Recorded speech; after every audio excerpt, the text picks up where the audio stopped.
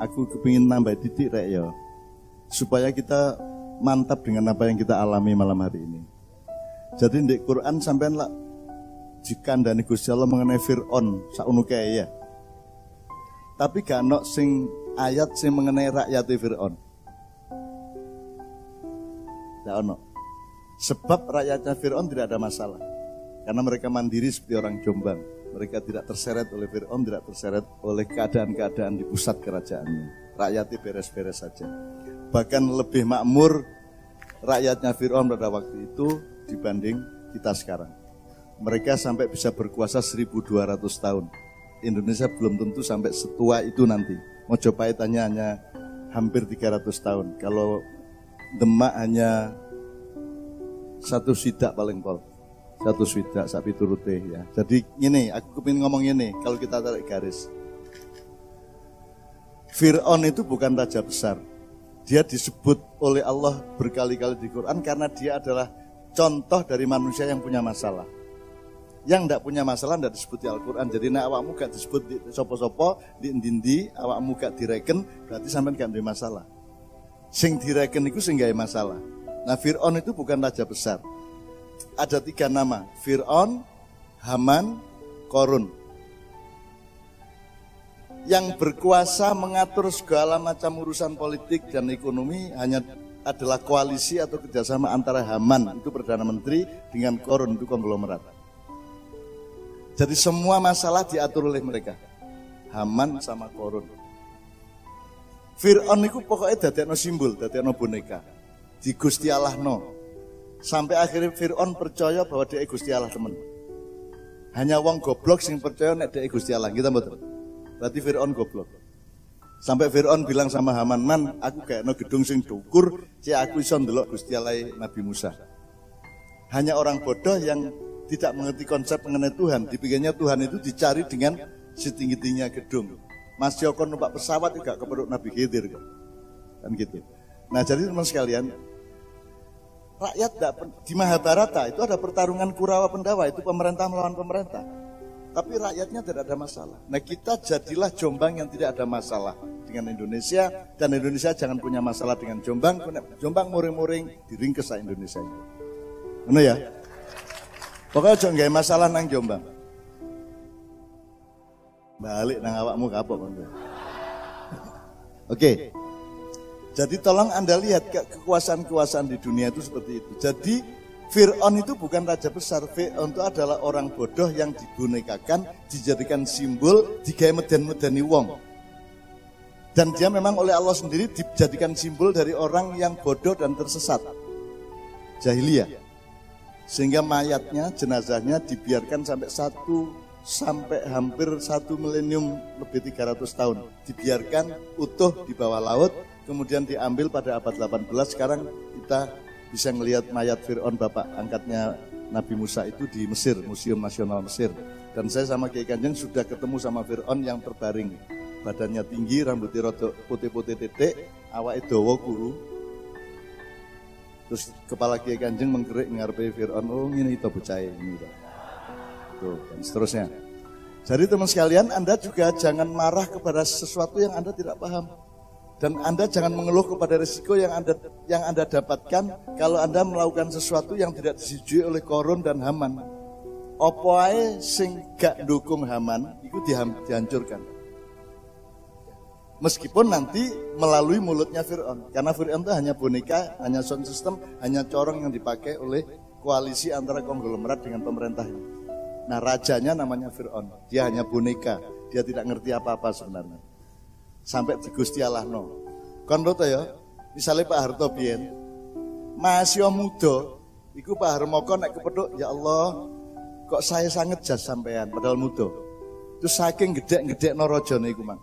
Nah, Pak Bupati, Bu Bupati, Wakil Bupati semua jangan percaya kalau digedek-gedek no wong. Wis saiki gak ono gede, gak ono cilik, nyambut gawe apa sing apik, gawe wong akeh ngono. Gak ono dukur, gak ono ndek. Gitu ya. Sama dengan apa yang saya lakukan ini juga tidak ada urusan sama orang besar, orang kecil. Anda kumpul gini ini kan rahmat Allah, bukan karena saya. Ini bukan karya saya, bukan copyright saya, bukan hak cipta saya. Ini milik Allah. Jadi kalau ada yang tidak senang dengan ini semua, Anda berurusan sama Allah, tidak dengan saya, karena saya hanya dikasih, saya hanya dipinjami, dan saya hanya diamanati. Jadi saya bukan subjek utama dari Ma'iyahan, saya bukan al-fa'il, saya bukan orang utama di dalam pengajian-pengajian sinau bareng. Saya hanya disuruh, hanya diamanati. Jadi kalau ada opo-opo, kon urusannya gak karo aku, tapi karo sing ngongkon aku. Ngono ya, Rek ya. Nah, jadi Anda semua sekarang jadilah rakyatnya Fir'aun. Loh, maksudnya duduk kayak Fir'aun kon wis gak apa-apa kon duwe raja kayak Fir'aun gak masalah. Sing penting kon istiqomah karo uripmu dhewe-dhewe, keluargamu dhewe-dhewe, dan kompak jombang semuanya. Ngono Rek. Karena masih oke nih gak duwe Nabi Musa, nek biyen kan ono Nabi Musane dikai tongkat sakti ya toh, bisa dilemparno dadi ula gede. Wis kene gak duwe Nabi Musa gak apa-apa, kene duduk Nabi Musa gak apa-apa, gak duwe tongkat gak apa-apa. Tapi kene nglakoni apa sing dilakoni Nabi Musa. Kan ngono ae. Saiki Kanjeng Nabi kene yo gak duwe, Nabi Muhammad kene gak duwe ya toh. Sayyidina Umar yo kene gak duwe. Ayo ditandur Muhammadmu di dalam dadamu. Ayo ditandur Umarmu di dalam dadamu. Ayo ditandur malaikat di dalam jiwamu. Gitu loh. Karena kalau Anda mengharapkan Nabi Muhammad hidup selamanya tidak mungkin. Enak gak ono Kanjeng Nabi saiki timbangane ono Kanjeng Nabi. Didoleki enake. Sampai turut ya gitu ya. Jadi tolong cari kebaikan, tolong cari hikmah, tolong cari yang baik-baik. Karena yang buruk akan kalah oleh tumpukan kebaikanmu. Kalau Anda memiliki amal soleh yang tinggi, kamu dibakar kayak apapun akan ditelan oleh amal solehmu. Allah akan mengkafirkan keburukan bagimu karena engkau selalu beramal baik, beramal soleh setiap hari, siang malam, kepada orang tua, kepada anak, kepada siapa saja. Wis, terus noe, aja leren. Gak dadi Nabi Musa, gak apa wong Nabi Musa dhewe gak dikongkon karo Gusti Allah untuk menjatuhkan Fir'aun.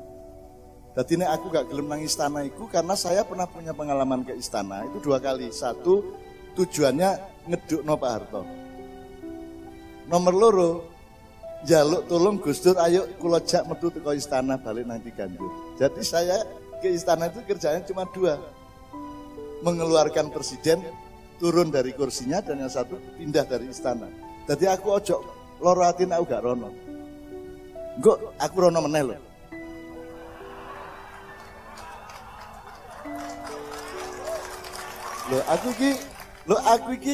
Aku mek nuruti aturan Gusti Allah bahwa umaro itu harus sowan kepada ulama. Tidak boleh ulama sowan kepada umaro. Itu bukan soal tinggi rendah, itu memang pembagian tugasnya seperti itu. Gitu loh. Dan itu terjadi sejak zaman Pak Harto. Saya ketemu Pak Harto hanya untuk nurunin dia, dan kemudian ketemu sekali untuk menjadi ustadznya dia. Saya imamnya Pak Harto. Dia minta kepada saya karena dia sudah husnul khotimah, dan kita keliling husnul khotimah pada waktu termasuk di Masjid Besar Surabaya. Itu urusannya adalah taubah nasuha dan husnul khotimah. Jadi aku ketemu Pak Harto tidak di istana. Ketemu di istana tidak duduk bersama, tapi hanya untuk menyaksikan dia mau turun dan mengumumkan turunnya. Jadi saya tidak usah dirindukan untuk ke istana. Timbangannya kok aku dikabulno Gusti Allah, ya wis saiki dukno ae. Ngono gak aku. Makanya saya sekarang bersama Anda semua rakyat Fir'aun yang tidak pernah diceritakan di Al-Qur'an, karena Anda tidak punya masalah, karena Anda tetap kompak, tetap Gus Dur, tetap Mbah Hasim, tetap Durasim, tetap kompak satu sama lain. Benar ya? Oke.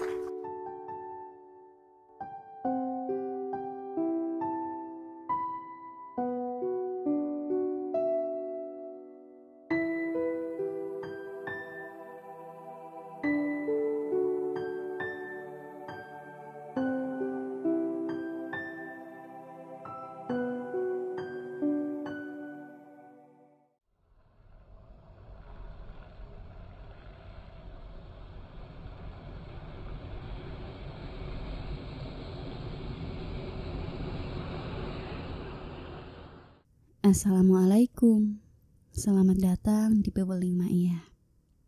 Berikut ini adalah kutipan video sinau bareng tahun 2019. Lebih tepatnya saat sinau bareng Mbah Nun dan Kiai Kanjeng bersama PKKBN yang saat itu diselenggarakan di lapangan Gapuk, Genuk Watu Ngoro Jombang pada Jumat 24 Mei 2019.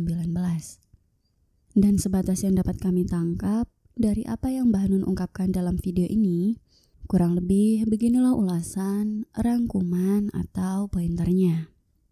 Poin yang pertama adalah Mbah Nun merespon pembicara sebelumnya dengan memberi beberapa landasan untuk menjadi pembelajaran bersama. Dan kurang lebih beginilah yang Mbah Nun kemukakan. Di awal, Mbah Nun memulai dengan terlebih dahulu ngendiko begini. Aku ingin nambahi sedikit ya Rek, supaya kita mantap dengan apa yang kita alami malam hari ini. Selanjutnya, Mbah Nun bercerita mengenai Fir'aun, Haman, dan Qorun. Jadi menurut Mbah Nun, di dalam Al-Quran itu kan kita banyak sekali diberitahu oleh Allah tentang Fir'aun. Tapi Allah tidak memberitahu kepada kita tentang rakyatnya Fir'aun. Padahal Fir'aun sangat banyak disebutkan oleh Allah di dalam Al-Quran. Namun Allah tidak pernah memberitahu tentang rakyatnya Fir'aun. Jadi menurut Mbah Nun itu karena rakyatnya Fir'aun tidak ada masalah. Karena mereka mandiri, mereka tidak terseret oleh Fir'aun dan tidak ikut terseret oleh keadaan-keadaan di pusat kerajaan. Jadi menurut Mbah Nun rakyatnya beres-beres saja. Bahkan menurut Mbah Nun rakyatnya Fir'aun pada waktu itu lebih makmur dibanding kita saat ini. Dan salah satu buktinya adalah negara mereka dapat bertahan selama lebih dari 1.200 tahun dan menurut beliau Indonesia belum tentu bisa selama itu. Bahkan Majapahit yang sangat kuat, wilayah kekuasaannya sangat luas, hingga hampir satu ASEAN, sangat makmur dan juga eksportir rempah-rempah terbesar di dunia, itu pun saja hanya dapat bertahan selama sekitar 300 tahunan. Sementara Demak menurut Mbah Nun hanya dapat bertahan selama kisaran 160 tahunan. Rasa-rasanya sukar untuk tidak sepemahaman dengan apa yang Mbah Nun kemukakan. Pasalnya Majapahit, Demak rakyatnya sejahtera. Buktinya negaranya tidak punya hutang. Ya berarti kan sejahtera dong, kekayaannya dikelola dengan adil, kesejahteraannya terjamin. Apalagi rakyatnya Fir'aun yang bisa bertahan hingga ribuan tahun, mulai dari Raja Fir'aun I sampai Fir'aun yang terkenal jahat atau Ramses II. Dan Ramses II adalah Fir'aun ketiga dari dinasti ke-19 Mesir. Dia sering dianggap sebagai Fir'aun yang terbesar, terkuat, dan paling terkenal dari periode Kerajaan Baru, yang mana periode itu sendiri merupakan periode terkuatnya Mesir pada zaman Mesir kuno. Bayangkan, coba kalau tidak makmur rasa-rasanya tidak akan bertahan selama itu. Namun akhirnya hancur juga saat generasi Fir'aun yang ketiga atau Fir'aun Ramses II. Oleh karena kekejamannya, keserakahannya, bahkan karena kesombongannya. Namun intinya adalah substansi dari apa yang diungkapkan oleh Mbah Nun adalah bahwa rakyatnya Fir'aun lebih makmur hingga akhirnya kerajaan dapat bertahan selama itu dan tercatat dalam sejarah sebagai salah satu kerajaan terkuat di Mesir kala itu. Intinya pada poin ini Mbah Nun ngendiko bahwa kalau Anda tidak dianggap, tidak diperhatikan, maka itu tidak masalah karena itu artinya Anda sudah beres. Namun sebaliknya, Fir'aun banyak disebutkan di Quran karena dia bermasalah. Poin selanjutnya adalah Mbah Nun ngendiko bahwa Fir'aun itu bukan raja besar. Jadi kala itu ada 3 nama, yakni Fir'aun, Haman, dan Qorun. Menurut Mbah Nun, kala itu yang berkuasa mengatur segala macam urusan politik dan ekonomi adalah koalisi atau kerjasama antara Haman itu Perdana Menteri, dengan Qorun, yang notabene adalah konglomerat. Jadi menurut Mbah Nun, Fir'aun itu hanya boneka yang dituhan-tuhankan sampai akhirnya dia percaya bahwa dia itu Tuhan. Dan menurut Mbah Nun, hanya orang bodoh yang percaya bahwa dia itu Tuhan. Jadi menurut Mbah Nun, Fir'aun itu bodoh karena percaya dirinya Tuhan saat diberitahu oleh Haman dan Qorun. Jadi intinya sebatas yang dapat kami tangkap adalah Fir'aun itu bukanlah raja besar, melainkan tidak lebih dia hanya bonekanya Haman dan Qorun. Poin selanjutnya adalah Mbah Nun kembali menegaskan bahwa rakyatnya tidak masalah Bahkan menurut beliau dalam kisah Mahabharata itu ada pertarungan Kurawa Pandawa, dan itu adalah pertarungan pemerintah antara pemerintah, sedangkan rakyatnya tidak bermasalah. Selanjutnya, Mbah Nun berpesan untuk coba melihat atau memperhatikan kekuasaan-kekuasaan yang berlangsung di dunia saat ini seperti begitu itu.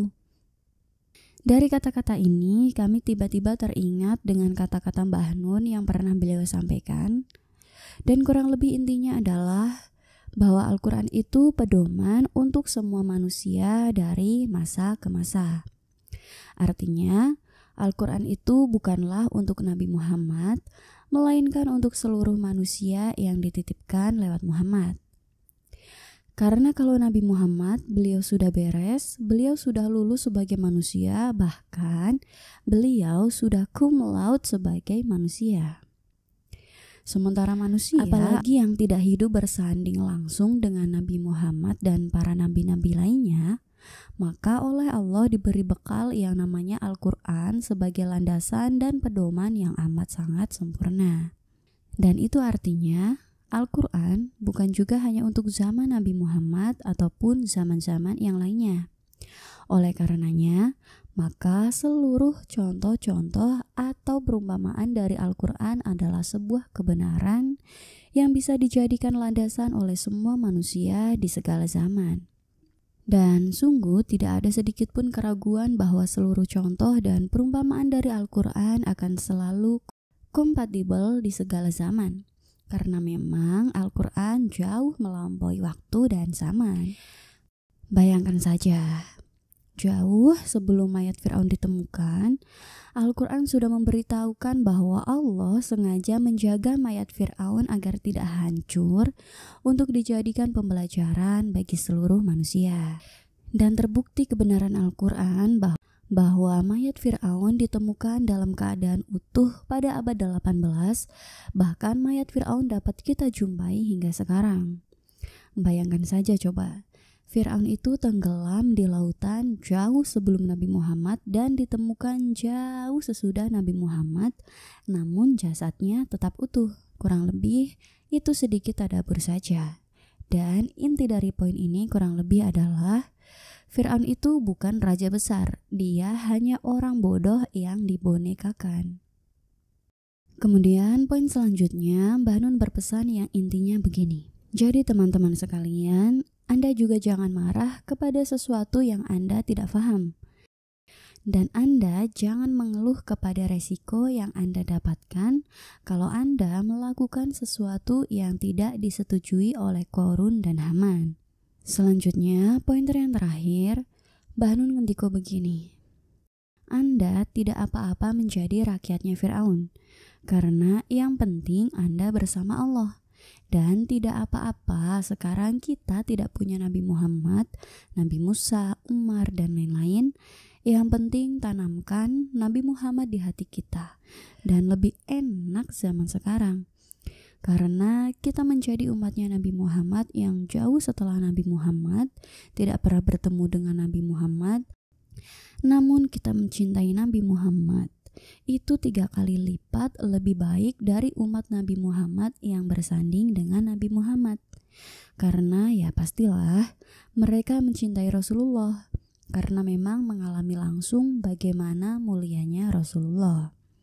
Sementara kita kok yang tidak pernah berjumpa dengan Rasulullah namun mengimaninya dan menyayanginya, maka itu sangat luar biasa. Pokoknya cari saja enaknya, cari saja hikmahnya. Karena tidak mungkin kita berharap Nabi Muhammad hidup sampai sekarang dan tidak mungkin juga Nabi Musa hidup.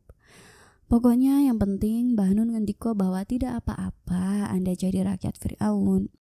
Karena yang penting adalah Anda teruslah berjuang dan tanamlah Nabi Muhammad di hati kita.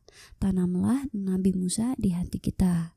Dan yang terpenting juga adalah yang penting kita melakukan apa yang Nabi Musa lakukan.